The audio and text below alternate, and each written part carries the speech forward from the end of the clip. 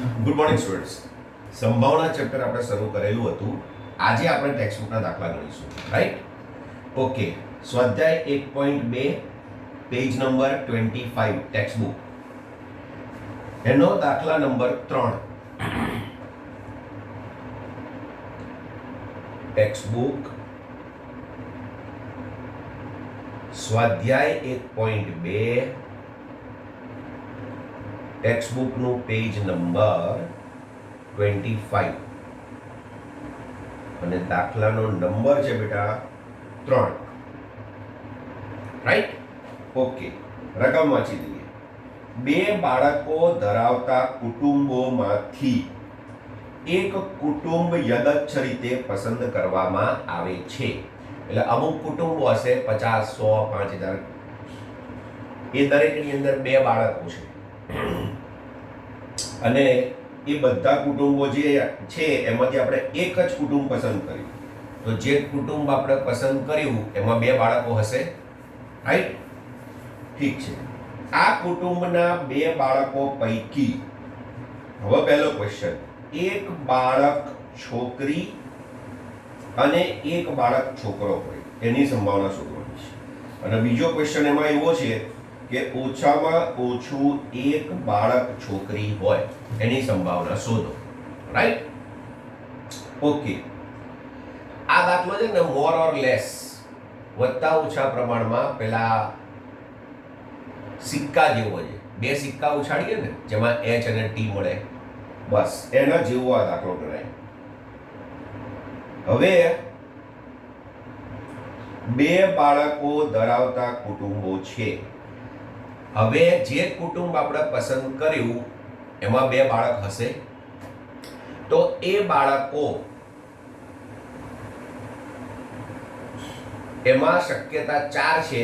એટલે આપણો નિદર્શ અવકાશ જે છે એમાં એવું થાય કે બંને બોયઝ હોય, બી અને બી, એક બોય એક ગર્લ હોય. એટલે કે મોટું બાળક બોય, નાનું ગર્લ, અથવા મોટું બાળક ગર્લ અને નાનું બોય, અને બંને ગર્લ્સ પણ હોઈ શકે. આ 4 શક્યતા છે. વિચાર, 2 બાળક હોય તો કાં તો બંને બોયઝ હોય, પછી મોટો બોય અને નાનો ગર્લ, કાં તો મોટી ગર્લ હોય અને નાનો બોય હોય, બરાબર ને? અને બંને ગર્લ્સ. તો ટોટલ કુલ બનાવ આપણા બેટા થઈ ગયા n બરાબર 4, રાઈટ? સંભાવનાના દાખલાઓમાં 2 વસ્તુની જરૂર પડશે, m અને n. તો n 4 આવી ગયો. હવે ઘટના a બરાબર, પહેલો ક્વેશ્ચન જે પૂછ્યો છે તે આપણી ઘટના a કહેવાય. એક બાળક છોકરો અને એક બાળક છોકરી હોય.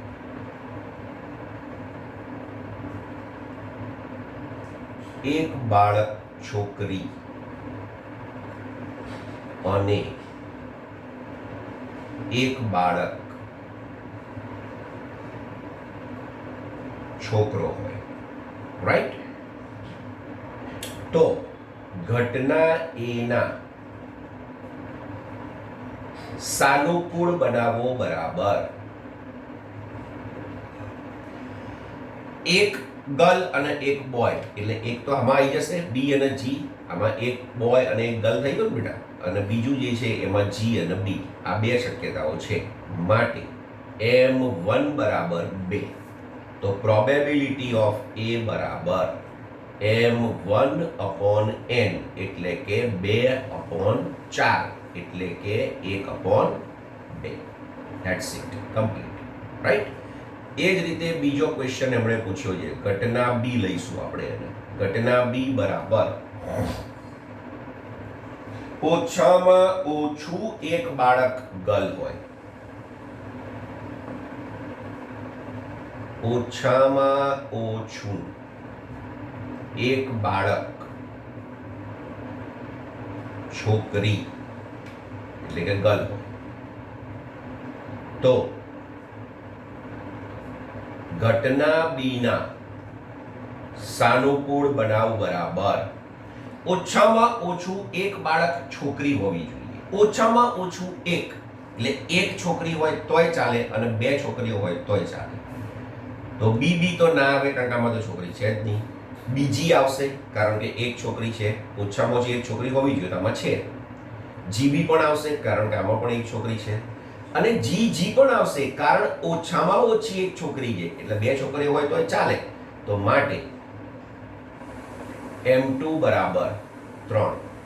તો પ્રોબેબિલિટી ઓફ B બરાબર M2/n, એટલે કે 3/4. કમ્પ્લીટ? ડન. ઓકે.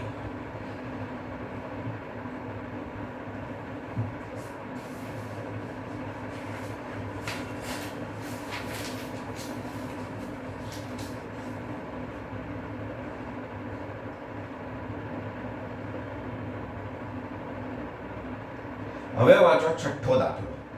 દાખલા નંબર 6. રેન્ડમ શબ્દના બધા જ અક્ષરનો ઉપયોગથી બનતી તમામ ગોઠવણીમાં R પ્રથમ અને M અંતિમ સ્થાન ઉપર આવે તેની સંભાવના શોધો. આ દાખલાને ટીક કરી દેજો બેટા. રેન્ડમ શબ્દના બધા જ અક્ષરના ઉપયોગથી. હવે રેન્ડમ શબ્દને આપણે ગોઠવવાનો છે, એટલે આ છે ને ગોઠવણીનો દાખલો છે. અત્યાર સુધી જે દાખલા ગણ્યા ને આપણે 8-10 એ બધા પસંદગીના દાખલા હતા, જ્યારે હવે આ ગોઠવણીનો દાખલો છે. રેન્ડમ શબ્દને આપણે ગોઠવવાનો છે. ઇંગ્લિશમાં એને પરમ્યુટેશન કહેવાય, ગોઠવણી. હવે ગોઠવણીનો દાખલો આવે ને એટલે પહેલા તો એક આવું નાનકડું બોક્સ બનાવીને વિચાર કરવાનો, એટલે જરા ક્લિયર થઈ જાય બધું પિક્ચર. એક આવું બોક્સ બનાવી દેવાનું સૌથી પહેલા. 6 અક્ષર છે ને, 1 2 3 4 5 અને 6. તો કુલ 6 અક્ષરોને ગોઠવવાના કુલ બનાવો બરાબર 6p6. હવે અહીંયા p આવી જશે બેટા, c નહીં આવે કારણ કે આ ગોઠવણી છે. બરાબર, ગોઠવણીના લગભગ 4 કે 5 જ દાખલા છે આખા ટેક્સ્ટ ની અંદર. બરાબર, તો અહીંયા p આવશે. તો p નું સૂત્ર મેં તમને સમજાવ્યું હતું, n factorial upon n minus r factorial. એટલે ઇન ડેપ્થ આપણે ગણીએ. પહેલી વખત આપણે આખું ડીપમાં બતાવી દઉં શોધમાં. 6 ફેક્ટોરિયલ ઉપર લખવાનું અને નીચે 6 માઇનસ 6 ફેક્ટોરિયલ. NPR અને NCR ના સૂત્રો મેં એક વિડીયોની અંદર છેક ઉપર લખેલા, એકવાર ચેક કરી લેજો. રાઈટ? તો આનો મતલબ શું થાય? તો કે 6 ફેક્ટોરિયલ અપોન 0 ફેક્ટોરિયલ. 6 માંથી 6 જાય 0. 0 ફેક્ટોરિયલ એટલે 1 કહેવાય, જો તમને કદાચ 11th યાદ હોય તો. 0 ફેક્ટોરિયલનો મતલબ 1 થાય, એટલે આ થઈ જશે આપણી પાસે 6 ફેક્ટોરિયલ. 6 ફેક્ટોરિયલ એટલે 6 ગુણ્યા 5 ગુણ્યા 4 ગુણ્યા 3 ગુણ્યા 2 ગુણ્યા 1. એટલે આનો ગુણાકાર કરશો તો 720 થશે. 6 × 30 = 120, 120 તરી 260, 260 120 તરી 360, 360 દો 720. બરાબર, ડન. તો આ થઈ ગયો આપણો n. તો n 720 આવી ગયો. બરાબર. હવે આપણને એવું પૂછ્યું છે એમણે કે શબ્દને ગોઠવો એવી રીતે કે r પહેલા સ્થાને અને m અંતિમ સ્થાને આવે. તો હવે આપણે એને જોઈએ. તો ફરીથી બોક્સ એક બનાવવાનું. આ વિચાર કરવાનો બેટા, પ્રેક્ટિકલી. સંભાવના ચેપ્ટર છે ને આખું પ્રેક્ટિકલ છે. આ રીતે વિચારવાનું, એ શું કહેવા માંગે છે વિચારવાનું. 1 2 3 4 5 6. એ લોકો એમ કહે છે કે r પહેલો અને m છેલ્લો આવવો જોઈએ. એટલે આ ફિક્સ થઈ ગયું, આને હટાવવાના નથી. બરાબર. તો ઘટના a બરાબર, પહેલા આપણે ધારી લઈએ, ઘટના a બરાબર r પ્રથમ સ્થાને તથા m અંતિમ સ્થાને આવે. તો ઘટના a ના સાનુકૂળ બનાવ બરાબર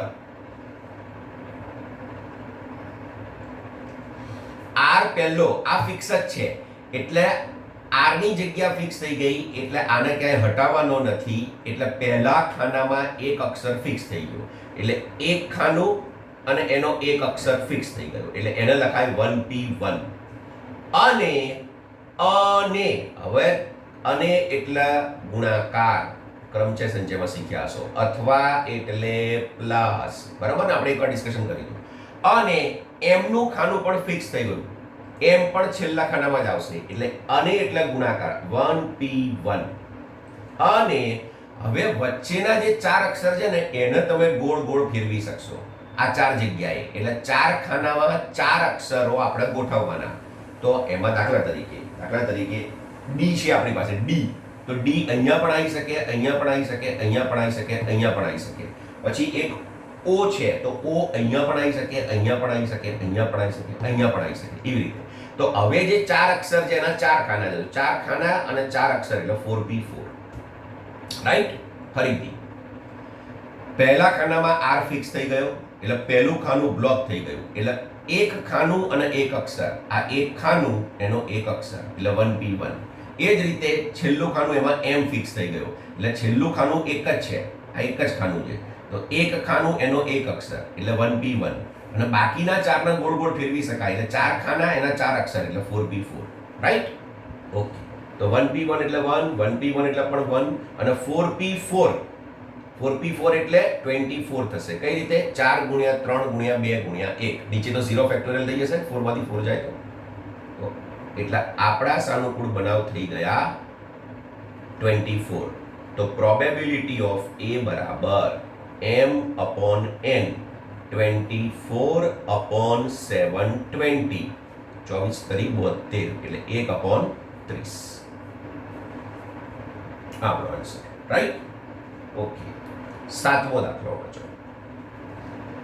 ઓરેન્જ શબ્દ 3 ને 3 6 અક્ષર, બરાબર? તો પહેલા તો આવું ખાનું બનાવી દીધું. મેં કીધું એમ આ ખાનું બનાવી દીધું. 1 2 3 4 5 6. તો કુલ બનાવો બરાબર 6 ખાના એમના 6 અક્ષર 6p6 એટલે 6 ફેક્ટોરિયલ. તો અગેન 720 જ આવશે. n બરાબર, હવે આપણે ઘટના A ને ધારીશું. ઘટના A બરાબર સ્વર પહેલા, ત્રીજા અને છઠ્ઠા સ્થાન પર આવે. સ્વર પહેલું, ત્રીજું અને છઠ્ઠા સ્થાન પર આવે.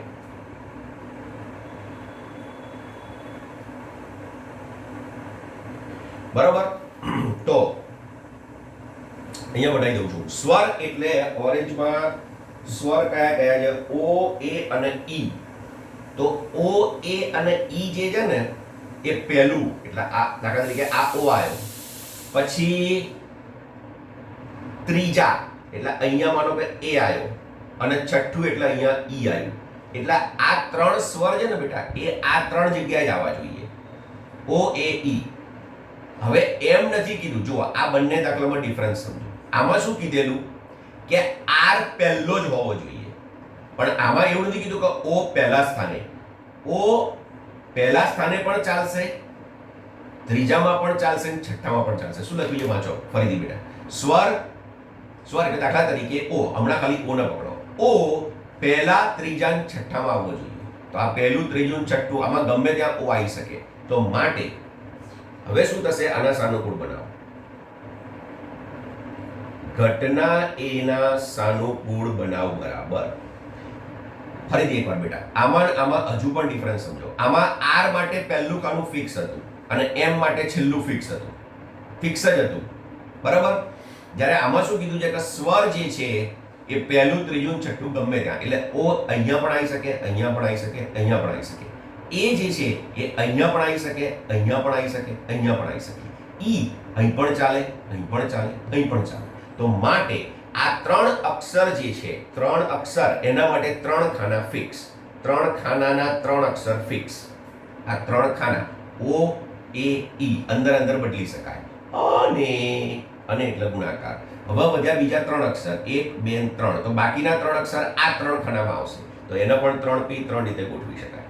તો માટે 3p3 એટલે 3 દુ 6, અગેન 3p3 એટલે 3 દુ 6.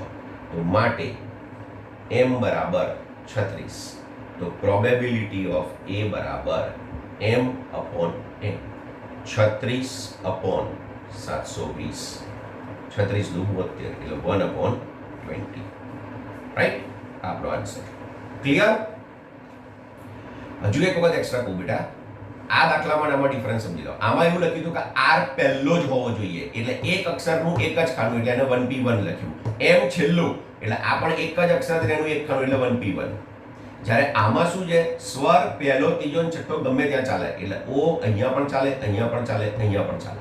એ જે છે એ અહીં ચાલે, અહીં ચાલે, અહીં પણ ચાલે. ઈ અહીં ચાલે, અહીં ચાલે, અહીં ચાલે. તો 3 અક્ષર અને એના 3 ખાના, એટલે 3p3. અને બાકી વધ્યા બીજા 3, તો એના માટે પણ 3 ખાના છે, એટલે 3p3. એટલે 3p3 into 3p3, right? Okay, done.